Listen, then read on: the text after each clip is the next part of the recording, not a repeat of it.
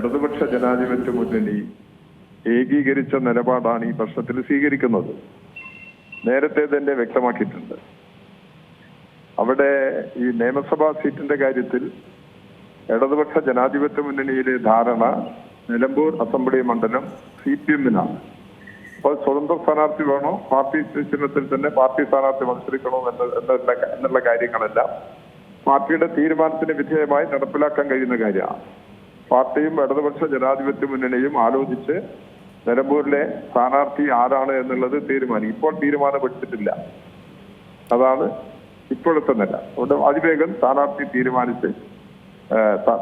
തീരുമാനിക്കുന്നതൊന്നും തെരഞ്ഞെടുപ്പിന്റെ പ്രവർത്തനങ്ങൾക്ക് തടസ്സമല്ല. നേരത്തെ തന്നെ സംഘടനാപരമായ എല്ലാ ഒരുക്കങ്ങളും അവിടെ പൂർത്തീകരിച്ചു കഴിഞ്ഞിട്ടുണ്ട്.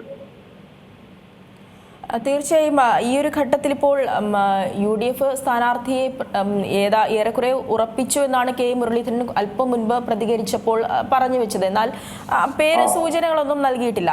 അത്തരത്തിലൊരു പേര് പോലും ഇടതുപക്ഷ ജനാധിപത്യ മുന്നണിക്ക് ഇതൊരു ബുദ്ധിമുട്ടുള്ള പ്രശ്നമല്ല. നേരത്തെ തന്നെ വ്യക്തമാക്കിയിട്ടുള്ള കാര്യമാണ്. ഇപ്പോഴാണല്ലോ ഡിക്ലറേഷൻ വന്നത്. തെരഞ്ഞെടുപ്പിന്റെ ഡിക്ലറേഷൻ ഇപ്പൊ വന്നതാണ്.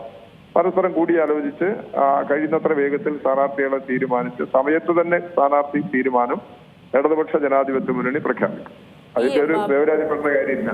PV അൻവറിന്റെ ഒരു കൊഴിഞ്ഞു പോക്ക് അത് ഇടതുമുന്നണിയെ ബാധിക്കുന്ന ഒരു സാഹചര്യം അത് നേരത്തെ തന്നെ വ്യക്തമാക്കിയിട്ടുള്ള കാര്യമാണ്. അൻവർ ഇടതുപക്ഷ ജനാധിപത്യ മുന്നണിയുമായിട്ടുള്ള എല്ലാ ബന്ധങ്ങളും നേരത്തെ തന്നെ ഒഴിവാക്കി കഴിഞ്ഞിട്ടുണ്ട്. അൻവർ ഏതെങ്കിലും തരത്തിൽ ഇടതുപക്ഷ ജനാധിപത്യ മുന്നണിയെ സ്വാധീനിക്കുന്നതല്ല. അത് കൃത്യമായി തന്നെ നേരത്തെ വ്യക്തമാക്കിയിട്ടുള്ളതാണ്.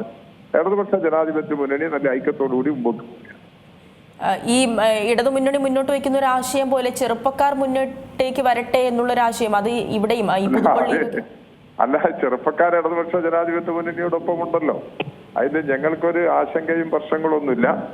സ്ഥാനാർത്ഥി നിർണയം ആര് എങ്ങനെ എന്നുള്ളത് അതിന്റെ എല്ലാ വശങ്ങളും പരിശോധിച്ച് പാർട്ടി തീരുമാനിക്കും. ഇടതുപക്ഷ ജനാധിപത്യ മുന്നണിയുമായിട്ടും കൂടി ആലോചിച്ച് ഞങ്ങൾ അവസാനമായിട്ട് പ്രഖ്യാപിക്കും. അതാണ് ഇപ്പോൾ ഞങ്ങൾ ഉദ്ദേശിക്കുന്ന കാര്യം. ഏറ്റവും പുതിയ വാർത്തകളും വിശേഷങ്ങളും വിരൽ തുമ്പിലറിയാൻ Zee മലയാളം ന്യൂസ് എല്ലാ ഡിജിറ്റൽ പ്ലാറ്റ്ഫോമുകളിലും ലഭ്യം.